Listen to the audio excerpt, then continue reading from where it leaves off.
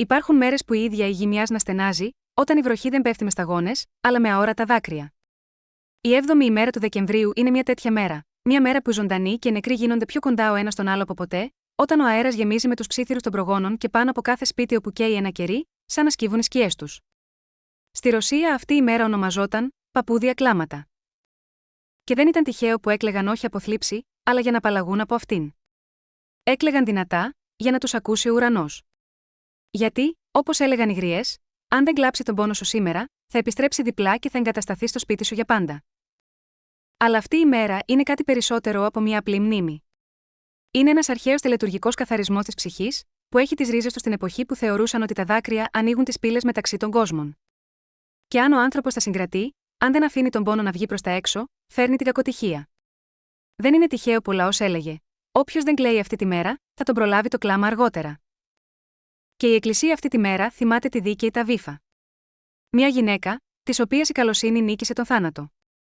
Βοηθούσε τους φτωχούς, έραβε ρούχα για τα ορφανά και τις χήρες, και ακόμη και μετά το θάνατό της επανήλθε στη ζωή με την προσευχή του Αποστόλου Πέτρου. Αυτό δεν είναι απλά ένα θαύμα, είναι μια επενθύμηση. Ο μικρομετόνο, τι γίνεται από αγάπη, δεν πεθαίνει. Γι' αυτό η μέρα των παππούδων που κλαίνε και η μνήμη της Ταβίφας έχουν συγχωνευτεί σε ένα. Η μέρα των ζωντανών δακρύων και της αιώνιας μνήμης, όταν τα ουράνια είναι ανοιχτά και όλα όσα λέει ο άνθρωπος ακούγονται από την άλλη πλευρά. Σήμερα κάθε ήχος, κάθε σκέψη, κάθε σταγόνα νερού φέρει το αποτύπωμα της κατάστασής του. Και αν κρύβεις τον πόνο, αυτός θα αντανακλάται στο σώμα σου. Αν τον αφήσεις να φύγει, θα μετατραπεί σε φως. Λένε ότι αυτή την ημέρα μπορείς να απελευθερωθείς από το παλιό σου πεπρωμένο, αλλά μόνο αν δεν φοβάσαι να αγγίξεις τη θλίψη σου. Στο τέλος αυτού του βίντεο θα μάθεις τι λόγια πρέπει να πεις για να καθαρίσεις την καρδιά σου και να κλείσεις πίσω σου τις πόρτες των απολειών, αφήνοντας στο παρελθόν όλα όσα σε τραβούν προς τα κάτω. Μόνο μην ξεχάσεις, δεν είναι αμαρτία να κλαις σήμερα. Αμαρτία είναι να σιωπάς όταν η ψυχή σου καλεί. Γεια σας, αγαπητοί θεατές. Βρίσκεστε στο κανάλι Κουζνίτσα Νοστράμια, σφυριλάτηση διάθεσης. Στις 7 Δεκεμβρίου 2025 γιορτάζεται η λαϊκή γιορτή, Δενδρόφσκι Πλατσί, κλαψίματα των παππούδων, και η εκκλησιαστική ημέρα μνήμης της δίκαιης Ταβίφας. Η Ορθόδοξη Εκκλησία τιμά σήμερα τη μνήμη της δίκαιης Ταβίφας, η οποία ήταν γνωστή για τη φιλανθρωπία και την εργατικότητά της. Η ενάρετη και φιλεύσπλαχνη γυναίκα από τη χριστιανική κοινότητα της Εόπιας, η δίκαιη Ταβίφα, έραβε ρούχα και με τα χέρια της κέρδιζε τα πρωτοζήν, ενώ παράλληλα έκανε ελεημοσύνη, ράβοντας για φτωχά ορφανά και χήρες. Αυτό είναι, μάλλον, όλο που γνωρίζουμε για τη ζωή της Αγίας. Φαίνεται ότι το επιδέξιο χέρι του Θεού μας άφησε σκόπιμα μόνο αυτά τα αχνά ίχνη της ιστορικής Ταβίφας. Αλλά και αυτό ήταν αρκετό για να δοξάσει η Εκκλησία την Αγία ως ουράνια μαθήτρια και ως εμπνευσμένη από τη θεία ευσπλαχνία εικόνα. Μικρά κατορθώματα και επιτεύγματα, αλλά η μεγάλη αγάπη της καρδιάς της και το μεγαλείο του χριστιανικού βίου σύμφωνα με τον Θεό κοσμούσαν τη ζωή της. Μια μέρα η Ταβίθα αρρώστησε βαριά και πέθανε. Το σώμα της είχε ήδη προετοιμαστεί για την ταφή.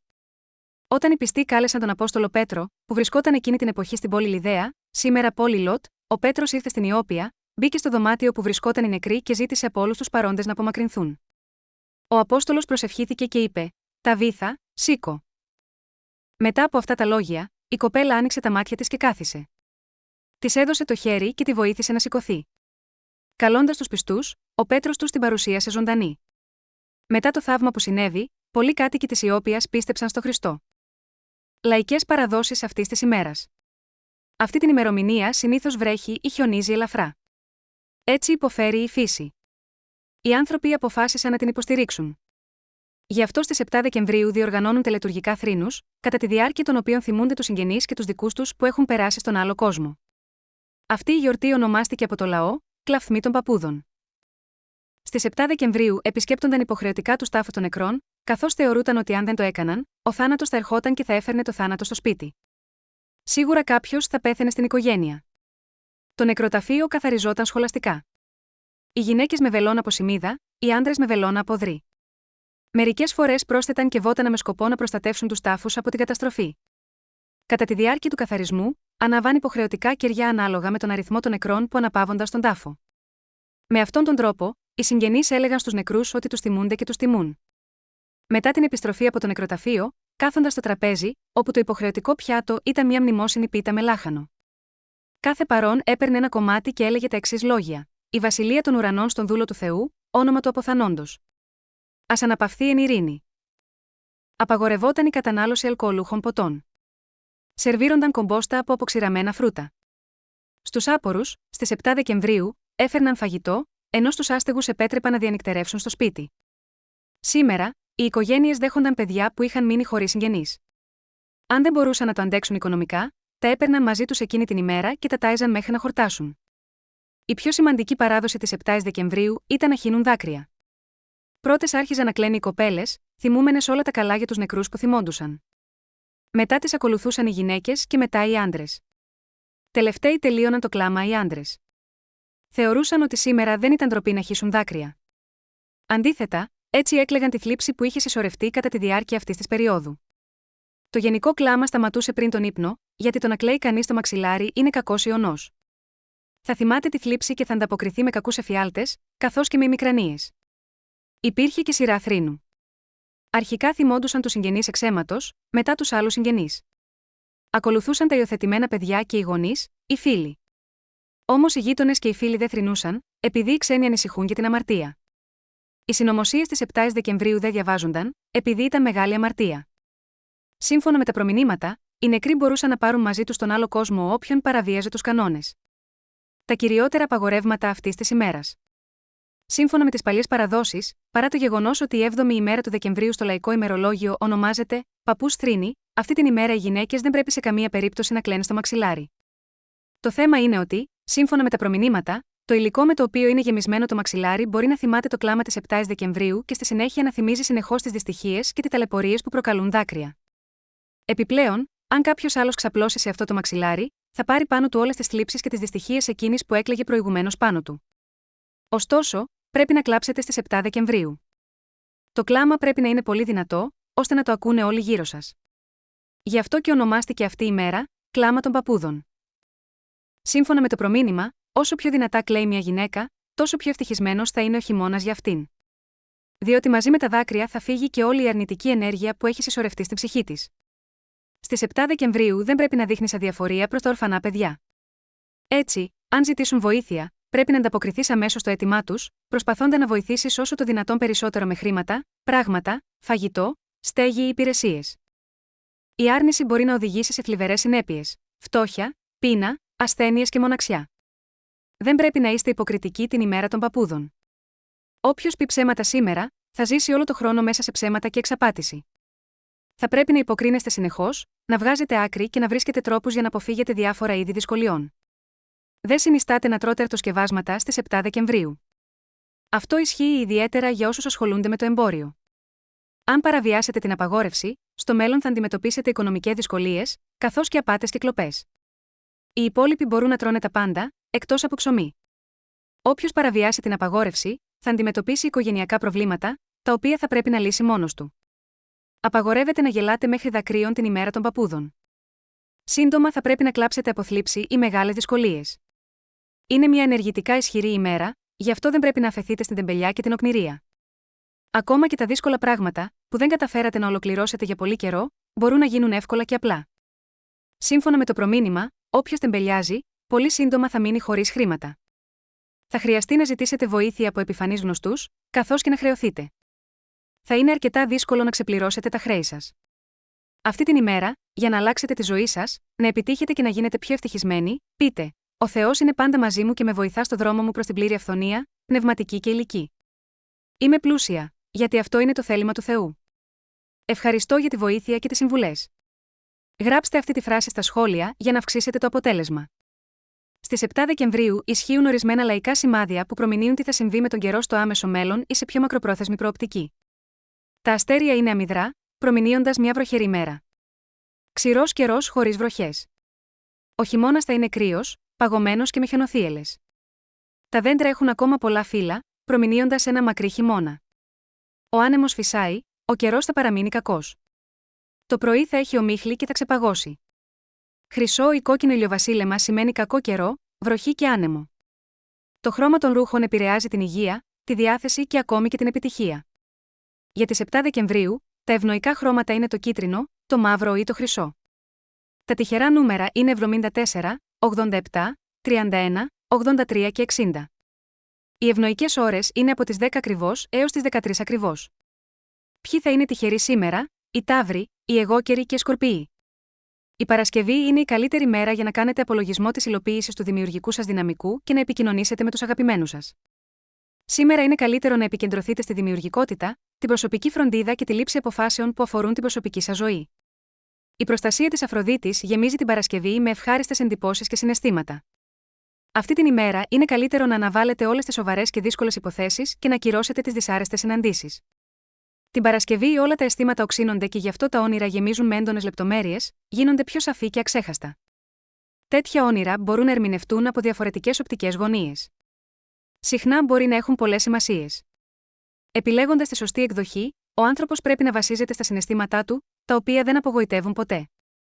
Ορισμένα όνειρα που βλέπει ο άνθρωπος την Παρασκευή μπορούν να χαρακτηριστούν προφητικά. Μιλούν για γεγονότα που σίγουρα θα συμβούν στην προσωπική του ζωή.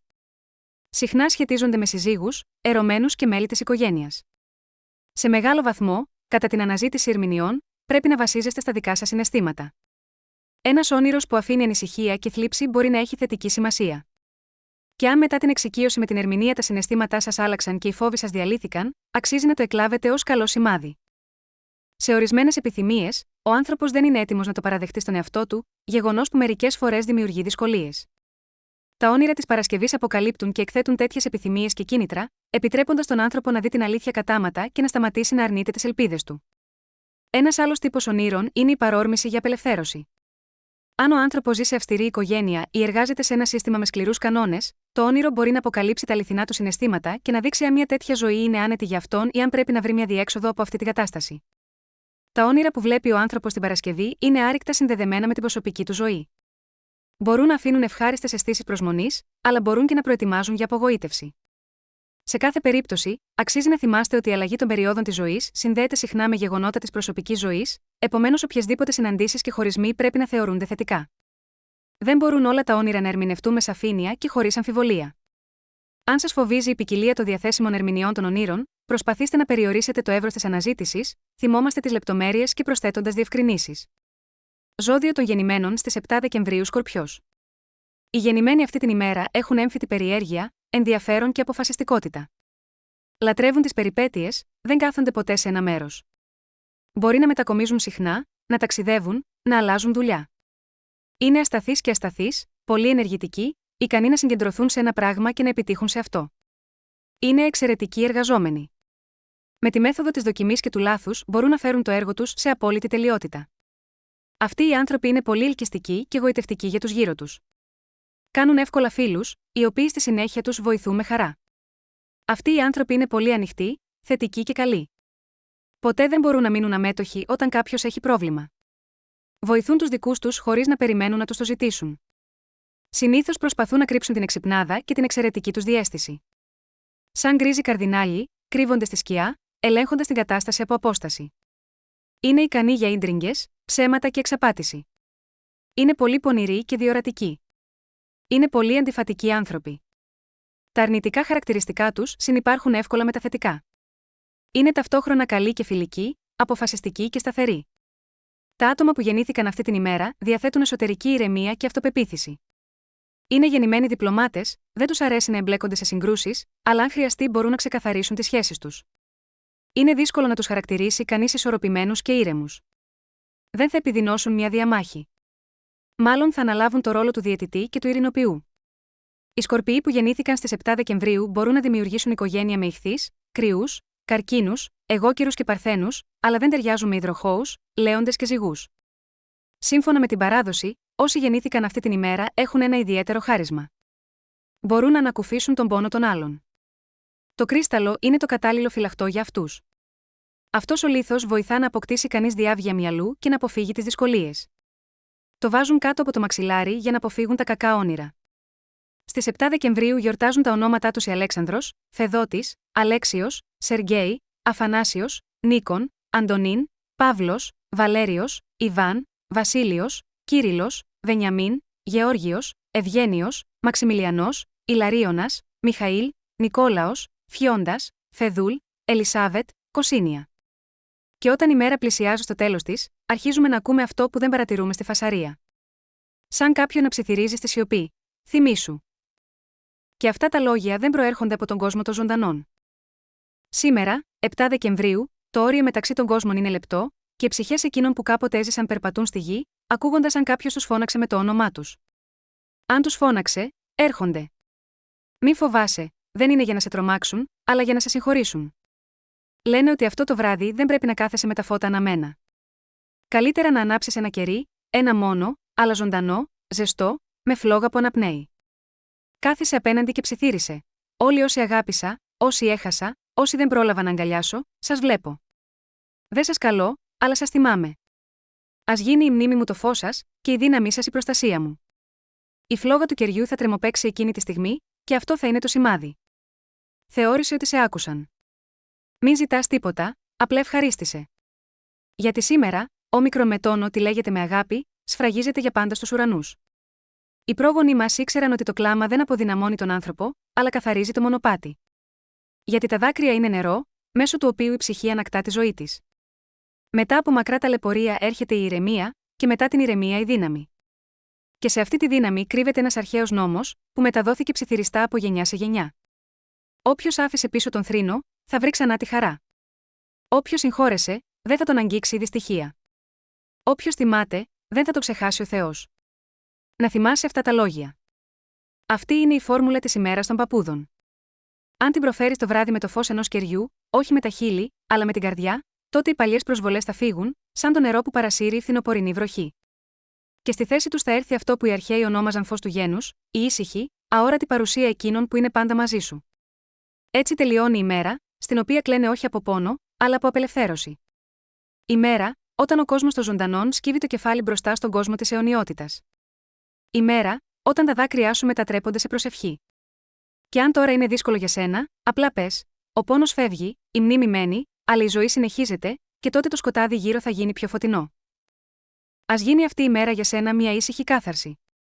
Ας φύγει ο μικρομετόνο ότι σε τραβάει προς το παρελθόν, όπως ο φθινοπορεινός ομίχλη μετά την αυγή. Ας γεμίσει κάθε σου ανάσα με φως και κάθε δάκρυ να μετατραπεί σε ευλογία. Σήμερα είναι η μέρα που η ψυχή ακούει περισσότερα από τα λόγια. Μη φοβάσαι να θυμηθείς, μη φοβάσαι να αφήσεις. Ας σε προστατεύει η οικογένειά σου και η μνήμη των προγόνων σου να γίνει το ασπίδα σου. Ας σε προστατεύει η Παναγία και η Αγία Ταβίθα να σε διδάξει ότι το καλό δεν πεθαίνει, αλλά επιστρέφει ως γριά. Ας πολλαπλασιαστούν όλα τα καλά που έκανες. Ας είναι το σπίτι σου ήσυχο, η καρδιά σου φωτεινή, ο δρόμος σου καθαρός. Και αν γίνει δύσκολο, άναψε ένα κερί και θυμήσου ότι τίποτα δεν φεύγει για πάντα. Όσο ζει η μνήμη και όσο καίει η πίστη σου. Και με αυτό τελειώνω για σήμερα. Και εσάς, αγαπητοί θεατές, θα ήθελα να σας ευχαριστήσω για την προσοχή σας και να σας ευχηθώ καλή διάθεση, ειρήνη, ευτυχία και ευημερία. Άσπες αγαπητοί θεατές του καναλιού μου, η γνώμη σας είναι σημαντική για μένα. Σας παρακαλώ, γράψτε ένα σχόλιο, εγγραφείτε για να μην χάσετε το επόμενο βίντεο, που θα σας βοηθήσει να μάθετε για τις λαϊκές παραδόσεις και τα σημάδια. Αν σας άρεσε το βίντεο, παρακαλώ, κάντε like. Ναι,